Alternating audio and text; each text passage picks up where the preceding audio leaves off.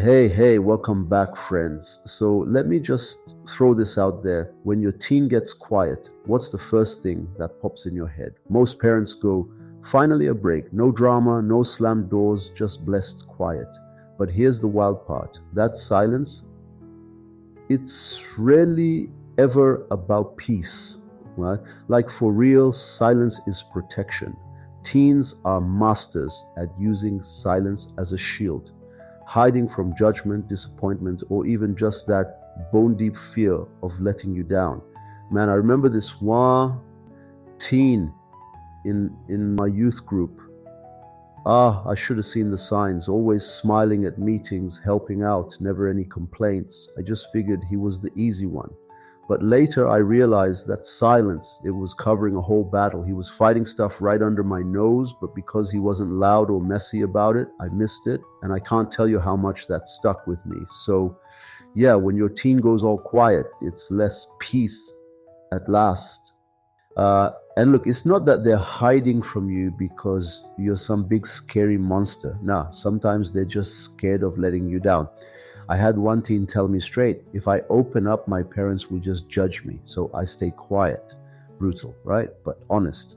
They want your approval, your comfort, your ear, but there's this big wall of fear that keeps them silent. That's the war behind the quiet. So next time your teen's quiet, maybe, just maybe, something's brewing under the surface.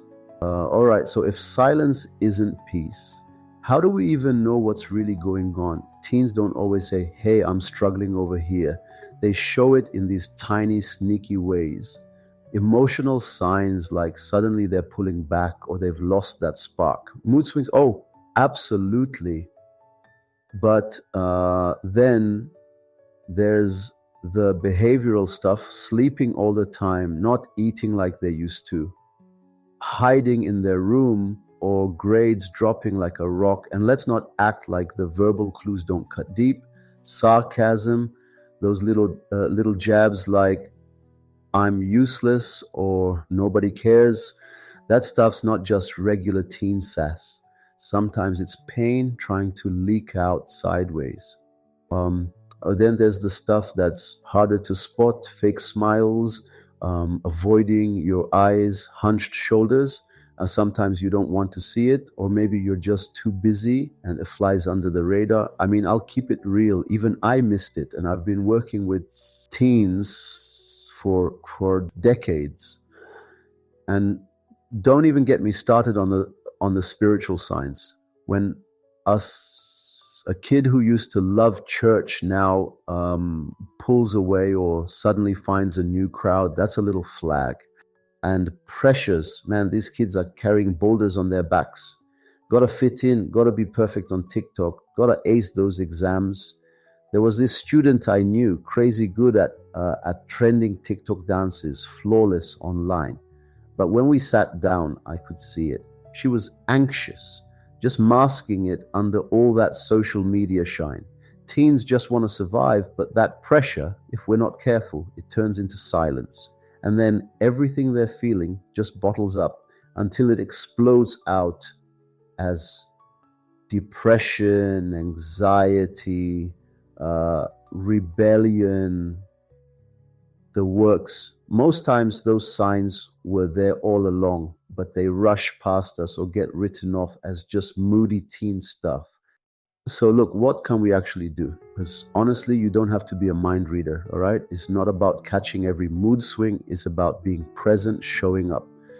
The real game changer here, create safety, not fear. I'm talking about leaning in with empathy, not the Nazis, the interrogate until they confess vibe. Ask open-ended questions, stuff like, hey, I noticed you've been kind of quiet. I want to talk. And I know some parents are like, my kid never talks to me. Yep, but if you keep asking gently, leave the door open every time, it chips away at that wall. Normalize struggles. Seriously, try saying, you know what, I felt this way too. That's huge. Don't make it weird. Everyone messes up, even, especially, honestly, us parents. And if it gets heavy, early help is better than crisis mode. counseling, mentoring, reaching out to someone at their church, whatever works for your family. Even those little guilt-free check-ins, they matter. Let me give you one from home. My dad, back in the day, oh man, the way he handled my mess ups. He made it about learning, not punishment. One time I totally blanked on my chores. Instead of going full on drill sergeant, he made me come home from school. Yeah, that was a bit much, not gonna lie. But after the initial drama, he'd sit me down, talk it out, and just make it safe. He didn't let me off the hook, but I always knew I could own up even after I blew it. That's what builds trust. When your kid sees that opening up won't get them cut down or pushed away, that's when the silence starts cracking, right? So fight with your kid, not against them, side by side. That's the real win. And hey, next episode, we're going to go deeper into the warning signs, like how to actually spot, respond, and not just react. So if you haven't already, hit subscribe, and if you need support, you know where to find me. All right, talk soon.